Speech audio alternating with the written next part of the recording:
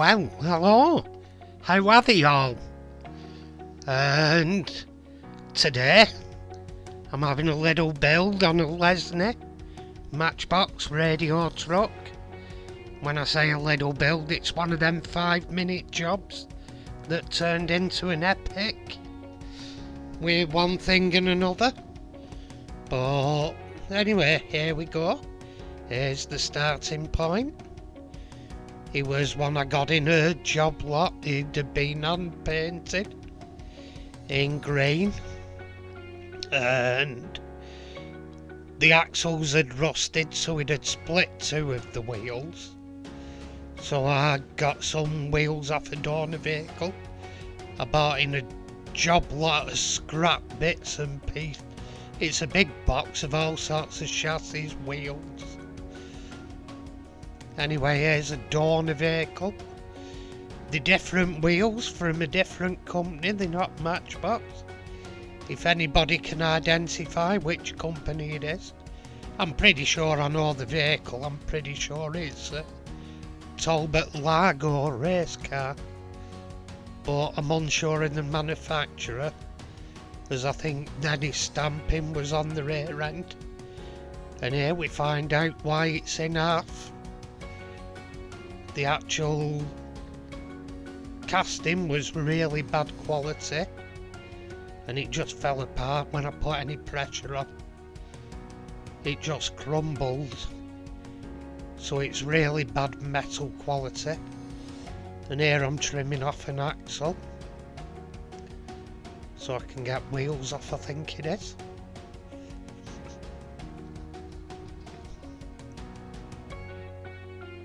And here I'm checking for the fit of the replacement wheels as it goes. They are a bit bigger. I was hoping it'd just look like they had chunkier tyres on the rear for more grip, but they are a little bit bigger, but they're passable till I find some Lesney ones for it. I could have probably gone through and find a scrap casting, but I don't really want to ruin something restorable just to give something else some wheels. Anyway, there they are fitted on. I ended up using 2 nails for the axles. I had to drill them so the nails would go through. But there it is, how it sits basically on them. They're not that bad, the rear wheels, considering they're from a totally different manufacturer. You can tell they're different. Anyway, there, I tried out a colour on it, and it's close enough as is, because the age fades paints and makes them duller.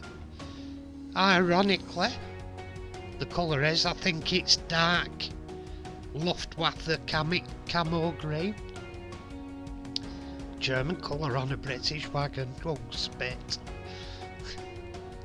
And here we're doing the caustic bath of doom. We're just getting a bit of a bubble on there, and I got most of the paint removed. The hand painted paint come off no problem, but some of Lesney's was left on and it had gone yellow. Anyway, here I'm mixing up the paint. Well, only mixing with water to go through the airbrush. And the amounts of times I called myself a knucking fob today. Oh, the cock-ups I made, I've done. It ended up getting sprayed about 3 times, this one. Oh, cussing galore. I did all sorts of screw-ups. Anyway, eventually I just touched up the green on my final time and sprayed it with me clear. It's a bit shinier than I liked, but why I did the cock-ups, I think I was trying to replicate Lesney's semi-gloss sheen, and didn't succeed. Yet again I tried Tamiya's X22 clear, and I'm not a huge fan, to be honest. I think it's pretty crap. And I prefer Umbro's Gloss Clear, Spray Can, Carclight Clear, or Umbro's Gloss Matte if you're doing matte. And satins, they're fantastic when they're new, but when they get on a bit, they clear coats. For matte particularly, sometimes you can end up with a white paint job with all the residue of the matting agent in it. Anyway, I'm spraying on here from the airbrush some of the Luftwaffe dark camo green.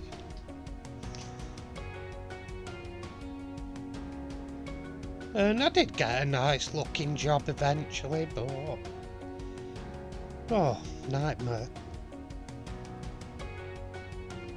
Like I say, it's one of those things that should have been a rapid afternoon project, and it turned into the afternoon and evening.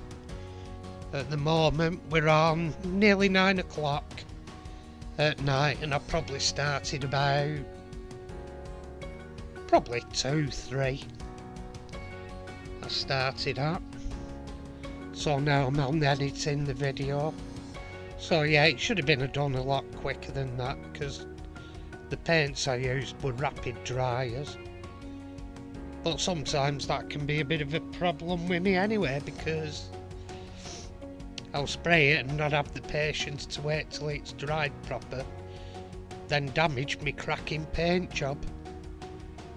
Something I'll really have to behave and start doing is having patience to wait for paints to dry. And here I'm putting black onto the wheels. It's Tamiya black. I'm using the gloss black. And I did all 4. I only show 3, but I did all 4. I've just stuck them onto a cocktail stick, just for handling. I ended up standing them up in a a medicine pot. I get them from work because we get loads we've finished with. Get loads they're throwing out because we get new delivered with patients' meds. I end up stacking them out. It's one of them, I'll ask one of our nurses for a couple of med pots and I'll get a bag full.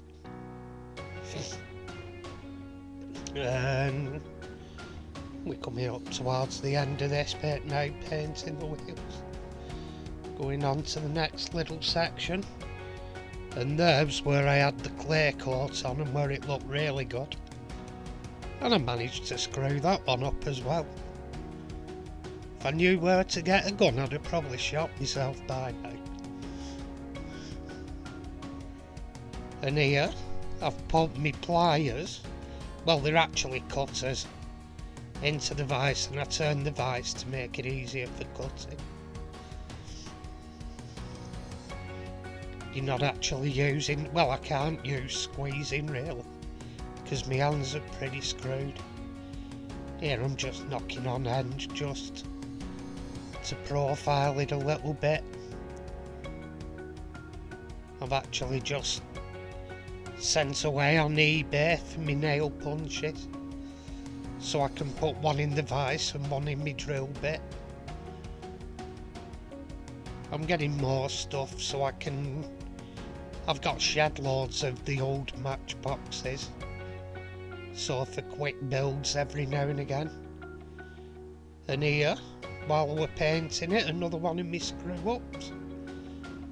There weren't many other places to hold it, so I held it on the axle with more grip and I accidentally snapped the end off. So I had to super glue it back on and drill it through with a pin vise to accept the axle, which gave a solid enough job anyway. Ended up working okay.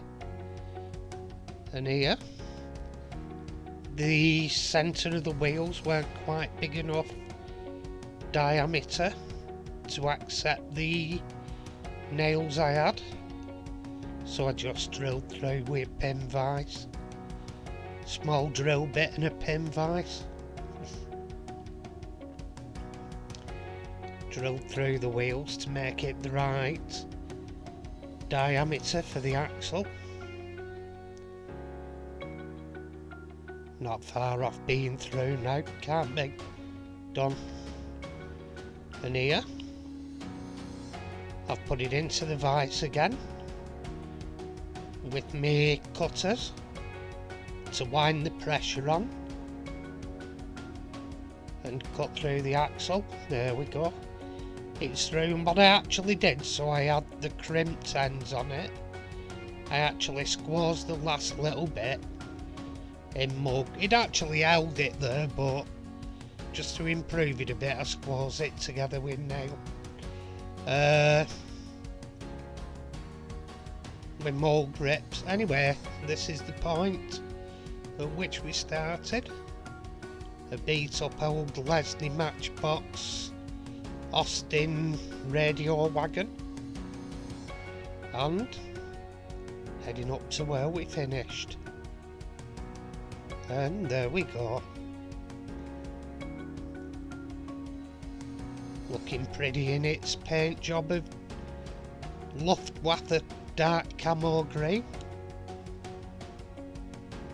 At that time, when that wagon would have been in service, Luftwaffe paint on it would have been seriously frowned on. But you can tell they're not meant to be the wheels for it if you really look, but I guess they'll do. I don't think I'll revisit it. It looks good enough. It's passable. Looks a pretty little build, so as Marty'd say, I'm happy with that. Anyway, thanks for watching. If you've enjoyed, please subscribe. Even better, press the bell for notifications. If you've already subscribed, can I say thank you very much? And if you've listened this far and you participated in the Beefeaters build off for construction vehicles, may I thank each and every one of you. There were some fantastic builds and some ones I really loved. Thanks for watching, bye for now, and take care out there.